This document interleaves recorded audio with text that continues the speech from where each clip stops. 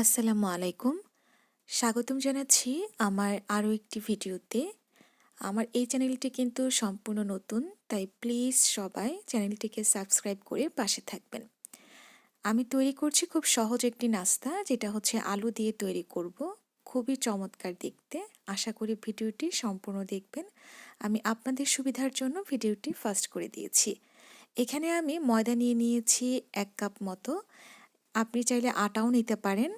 আমরা যেভাবে normal do করি রুটি বানানোর জন্য, ঠিক সেই রকমভাবেই আমি একটি ডো করে নিচ্ছি। ডোটি করা হয়ে গেলে এটাকে আমি ভালোভাবে একটু মথে নিব এবং একটি পাতলা রুটির মতো করে তৈরি করে নিব। আপনারা চাইলে একটু ভারীও রাখতে পারেন, তবে পাতলা করলে একটু মোটামুটি একটু পাতলা রাখলে এটা একটু ক্রিস্পি থাকে। আমি একটু আটা ছড়িয়ে দিয়ে এটাকে আমি বেলে নিচ্ছি। রুটিটাকে একটু বড় করেই বেলে নিব এবং এখানে নিয়ে নিয়েছি সিদ্ধ আলু। আপনারা যতটুকু বানাবেন সেই অনুযায়ী আলু নেবেন, আপনাদের পরিমাণ অনুযায়ী। তো এখানে আমি 5টি আলু নিয়েছি। আমি যেই পরিমাণ বানাবো আমার 5টাই হয়ে যাবে। তো এটাকে আমি একটু ভালোভাবে ম্যাশ করে নিচ্ছি আলুগুলোকে। ভালোভাবে ম্যাশ করা হয়ে গেলে এখানে আমি কিছু মশলা অ্যাড করব। আপনাকে এমনভাবে ম্যাশ করতে হবে যেন এটার মধ্যে কোনো আলুর দলা না থেকে যায়। তো এখানে আমি লবণ দিয়ে দিয়েছি, গরম মশলার গুঁড়ো দিয়ে দিয়েছি, লাল মরিচের গুঁড়ো দিয়ে দিয়েছি এবং দিয়ে দেব ধনিয়ার গুঁড়ো। আপনারা চাইলে এখানে চাট মশলাও ব্যবহার করতে পারেন। ভালোভাবে আমি একটু মাখিয়ে নিচ্ছি। ভালোভাবে মাখানো হয়ে গেলে আমি যে রুটিটা বেলে নিয়েছি সেটার মধ্যে আমি এটাকে দিয়ে দিব। আলুগুলোকে একটু ছড়িয়ে দিয়ে দিব, তবে মাঝখানে চেষ্টা করবেন রুটিটার মাঝখানে একটু ফাঁকা রাখার জন্য। তা আমি আলুগুলোকে, যে আলুর ম্যাশটাকে তৈরি করে নিয়েছি সেটাকে একটু ভালোভাবে রুটির মধ্যে ছড়িয়ে দিচ্ছি। দেখতে খুবই ইজি, খুবই সহজ এই রেসিপিটা। তো শুধুমাত্র আলু আর ঘরে আটা অথবা ময়দা থাকলেই আপনি এটা তৈরি করতে পারবেন।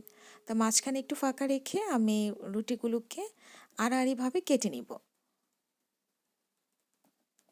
আমি যেই সাইজের বানাচ্ছি এটার জন্য আমি যেভাবে কেটেছি, আমার এখানে 10টা স্লাইস আমি এভাবে করে নিয়েছি।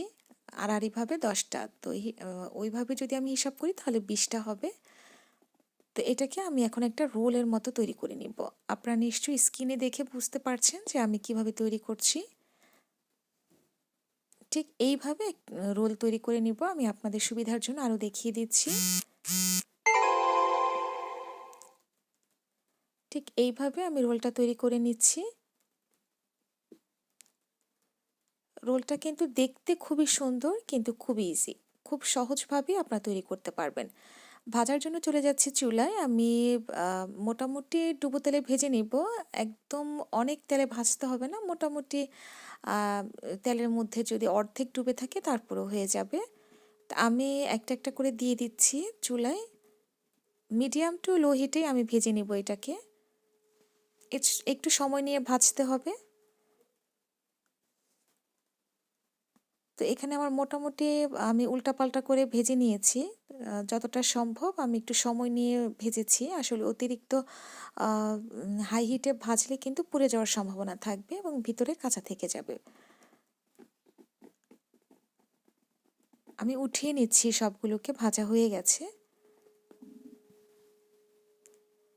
এটা কিন্তু দেখতে যতটা সুন্দর, খেতেও কিন্তু খুবই মজা। খুব সহজ একটা রেসিপি। আশা করি আপনারা একবার হলেও কিন্তু বাসায় ট্রাই করবেন। খুব চমৎকার লাগছে। সবাই ট্রাই করবেন অবশ্যই। আর আমার এই চ্যানেলটা কিন্তু সম্পূর্ণ নতুন। আপনারা দয়া করে অবশ্যই আমাকে সাপোর্ট করবেন। আপনারা সাপোর্ট করলে আমি এখান থেকে অনুপ্রাণিত হব। ইনশাল্লাহ